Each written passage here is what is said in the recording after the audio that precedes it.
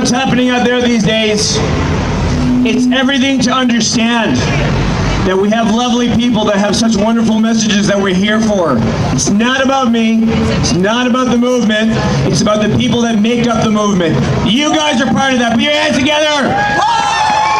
Thank you so much. Millions of people in Toronto and Canada, and they're not doing what we're doing right now. What's going on? We got to be there for those people no matter what, no matter how long it takes. The next people I'm about to introduce to you is very dear to my heart because of my past in the food industry. To me, conventional food should be burned. Conventional food is a good reason why we're here today. Poisoned, chemical, packaging, doesn't work for me. The farmers of today are the lifeblood. Let me give you a little background about these people.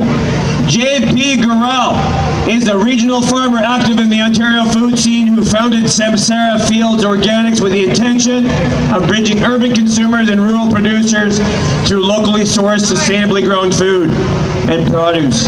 He has since had the great privilege to feed and become part of so many communities around the province. Specializing in heirloom and organic produce, his business has come to include many grocery and restaurant clients, food, festival markets, and charitable outreach. 2020 has provided extraordinary challenges that to be sent outdoors in the winter while supplying food at the market has put JP and farmers like him in jeopardy of no longer growing food in 2021. Shame! In addition to JP, we also have Diamond Regatos, right?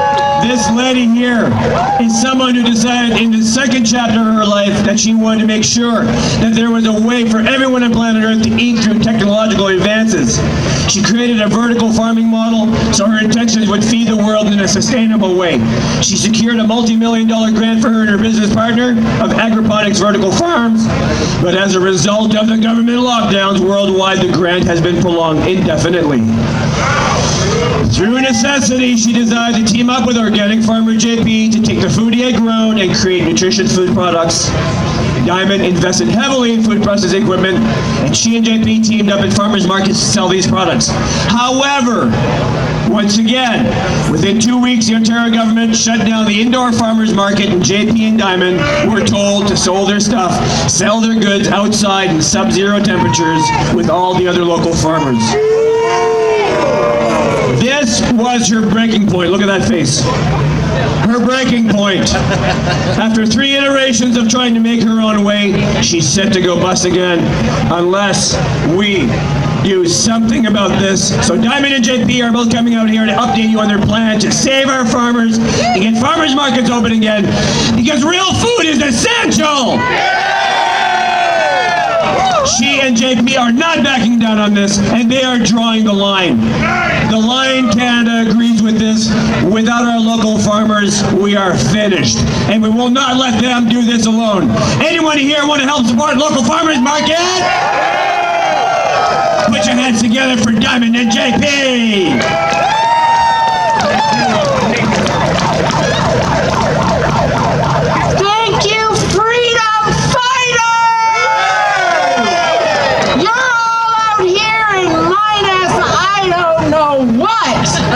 So thank you. Thank you for the very simple reason that there's power in numbers. And there's safety in numbers. So JP and I are going to explain a little bit about what's going on, why we're here. As of November 23rd at 12 a.m., we were locked out. You know, the government didn't really shut us down. They said, oh, you can stay open, but under certain conditions. You go outside in sub-zero temperatures to hawk your food. Now, I want you to think about that just for a moment. You know what it's like? You've been here for half an hour in -5 or whatever it is. Imagine selling your food for 7 hours. Imagine what it will feel like for you, but imagine the quality of the produce when you're forced to go outside and sell your good outside. Food is essential. Yeah. We are essential. Our local farmers are essential. So you've heard my story. I'm going to let JP tell you a little bit about what occurred for him. how he just got by the skin of his teeth this year because of COVID, only to be told to hawk his produce outside in a parking lot. Hey, Toronto. Hey! Thank you. Thanks for coming out. Thanks for showing your numbers. And thanks for listening, because I have something to say. And my problems become everybody's problems because I'm a farmer and I grow food and we all need food. So thank you. And thank you, DeDe, for being part of this and standing up here with me and speaking and refusing to stand down. But most of all, 2020, thank you. Thank you for giving all of us an opportunity to come together. Yes.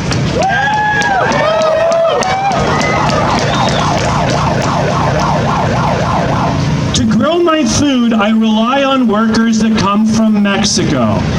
The most amazing people I could ever have in my field to help me grow and to feed all of you. Yes, Mexicano! Sí, viva Mexico! Viva Mexico! But I was denied them. COVID shut down the program, leaving me without workers. Imagine running a farm without workers. I can't. I couldn't, and I didn't. I did what I could. I was helped. I was helped through charity. I was helped through love, and I was helped through people that emerged out of the lockdown and came and helped me survive. Because my guys were stuck in bureaucracy in Mexico, waiting to come to Canada to feed their families. Because you see, we really are all in this together. And when we snap the chain, we all fall. So somehow I made it. Somehow I dealt with snow in May. Somehow I made it. The seeds were bought out from under me. Plants were taken. All the hobby gardeners suddenly bought it all. Well, I hope your harvests were good, because you didn't leave a professional like me to grow it. What did I have? I had nothing. But somehow I slogged along, made it, got the guys out of Mexico, got them in the field, got them through quarantine that I had to pay for, quarantine that the government still hasn't paid me back on. So, I tried for all of you. I tried and then was denied, because for some reason as we enter winter, we've got to sell outside. We were locked out of our buildings. Why? Please, ladies and gentlemen, if we walk out of here with one thought, it's a question. Why? They did give us an option. If any area in the market is covered by a roof, canopy, tent, awning, or other element, at least 2 full sides of the entire area must be open to the outdoors and must not be substantially blocked by any walls or any other impermeable physical barriers. So I just want to let you know, yeah, boo, right? How come Loblaws employees get to work and sell food inside in the warmth? How come Costco gets to sell food inside in the warmth? But you're a farmer, you got the fucking plague, don't you, right? So, just to let you know, the farmers market, indoor markets actually complied, and you know what happened? Denied! So, is it ever gonna happen for us? We've kind of discovered that there will be continuous hoops for us to jump through, and in the end, they'll just be pulled away because they have no intention of letting us open up, except for, of course, Outside? St. Lawrence markets. One farmer's market has been granted essential service. One out of the entire province of Ontario. Thanks for throwing us the bone. Right, okay. The shaft. So anyways, to our politicians, you need to show us just cause. You need to explain why we're not allowed to open. We're an essential food service. You've said things kind of of like, well, you don't have proper ventilation. Well, actually, the Witchwood Farmers Market has a new HVAC system with HEPA filters. I'm sure that's just a little bit better than that 7-Eleven you can go into that's an essential food service. So help us explain this. It's almost like the government has a mental illness. It's like they tell you what to do, and then you do it, and then they tell you you're denied anyway. I call it schizo-COVID-fucking-phrenia. That's what it is. So you need to explain to us, you need to tell us, you need to give us the reason why we're not essential. Because guess what? If you can't provide us with just cause, we're going to open up anyway. That's the bottom line. And we want all of you to support us, to come to our grand opening of our indoor farmers market. Now, we're going to explain, there's 3 other reasons that you need to support local farming that are crucial to the sustainability of our planet. They're crucial to you having more than just a couple of choices about where you will buy your food in the future. So, number 1 is food security. Okay. Food security. Food security and your own food sovereignty. So what does that mean? It means if the local farmer goes out of business, we are receiving between 80% of our food from the U.S. and other countries around the world. The U.S. isn't a happy place right now. They're poised any day now to find out who will truly run their country, and I have a feeling no matter who wins on that one, there's going to be extraordinary civil unrest. And when there's civil unrest, this is going to shut down or disrupt the food supply and the trucking like it did at COVID. So we need to start we need to have food independence. We need to start bringing all our food in-house to Canada. And that's why I'm starting a vertical farm, so that we can do that. We can have local produce anywhere, any time of the year. The second reason you want to support your local farmer is because, and JP can explain this one better to me, and it's just your eyebrows are gonna curl when you hear this, but he's gonna explain why you can buy those 4 heads of garlic from China for $1, and why when you buy it from either Canada or another country like Spain, you're paying $5.99 a pound. So here's why you want to buy local. I'm a local farmer. I'm 75 miles away from the city. I abide by Ontario labor laws. I abide by Canadian environmental standards.